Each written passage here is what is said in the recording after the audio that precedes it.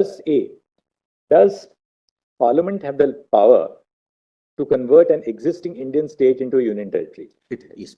If it does have that power, how do you read Article 3? If you can just assist us on, that's the basic factual question. Yes, there are specific judicial pronouncements on that. No, but we will go to the judicial pronouncements. Why don't you first look at the text of the statute? Before that, may I request your lordships to have a just bird's eye view of the Reorganization Act itself? No one has shown that, my lord, to your lordships. I want your lordships to see that.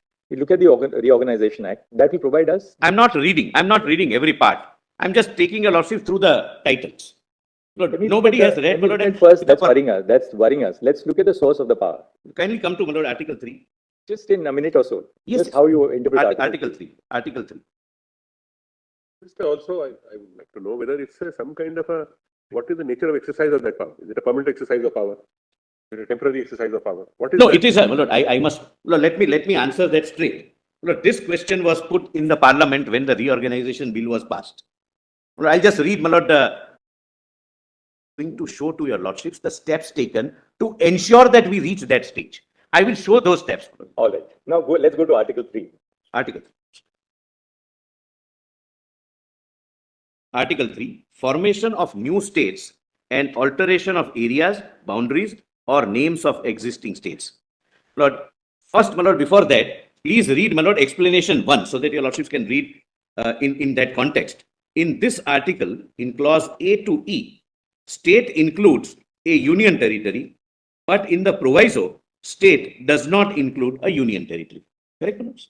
So wherever you read state, read union territory. Union territory, except the proviso. So now let's read clause A in the light of that. Yes, and my lord, this very reorganization has been subjected, and my lord, this honorable court has said that it is permissible. This reorganization has passed the muster of your lordships under 3 and 4. The judgment I'll show.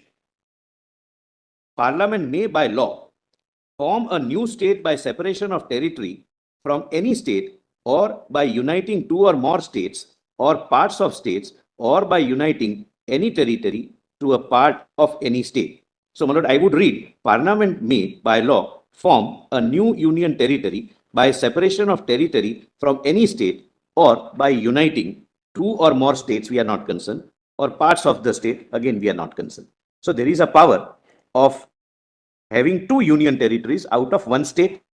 Then B, increase the area of any state, diminish the area of any state, alter the boundaries of any state. But here, this would also result. Does clause A contemplate a situation when the entirety of a state can become a union territory? There are 2. Jammu and Kashmir and Ladakh. And there is nothing, my lord, which prohibits. Clause A contemplate a situation where an entirety of a state can become, say, more than 1 union territory. What you've done? It can, my lord. I'm not answering that question because that doesn't arise here. Your argument is that because of explanation, we will have to read union territory. Yes. And in a given case, my lord, I don't want to pitch that high.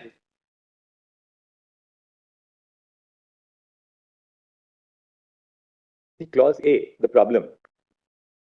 Form a new union territory, we will not read it as state. Form a new union territory, singular will include a plural. So form more than 1 union territory, no problem. Form a new union territory by doing what? By separation of territory from any state. Territory means geographical area. Right. So from the state of J&K, you carve out a territory and form, say, a union territory of Ladakh. Jammu, Kashmir and Ladakh. But I don't want to, my lord, pitch that high. But otherwise, it would not prohibit even a state being made union territory. But that's not the question we are dealing with, my lord.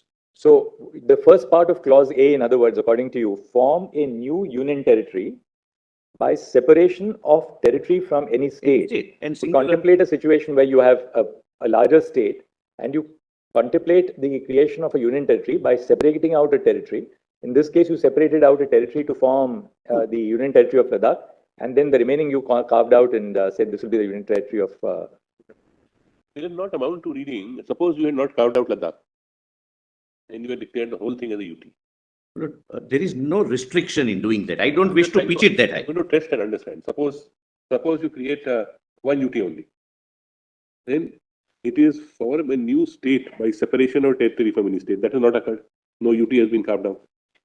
or by uniting two or more states or part of the state, or by uniting any of the territory into part of the state. How will it apply? Suppose you are not carved out Ladakh. Possibly, whole possibly. State, so then the power would be the conversion of any state into a UT. That possibly. The fact that you carve out a part of a state. Possibly, your lordships are right. That is not higher, that is possibly not contemplated, subject to. But form a new state, that is form a new union territory. That's the proposition. By separation of territory from any state. So separation is necessary. So if you don't separate and create, you really, how do you contemplate converting a state into UT? And if, I'm just saying for the sake of argument, if that is not possible, can you do that by carving out a UT and making the other also UT? There is no restrictions. And this is how, my lord, it is understood by your lordships also.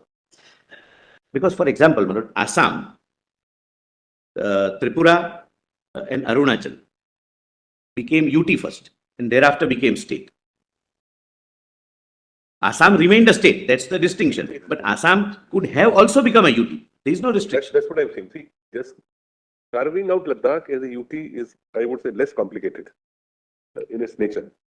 So therefore, to test the proposition, I'm saying, suppose you don't carve out UT, Ladakh. You decide that the whole state should be a UT. So can you do that and say J&K state will remain as it is as boundary, but from state it becomes a UT? When we want it, we'll reconvert it back to the state.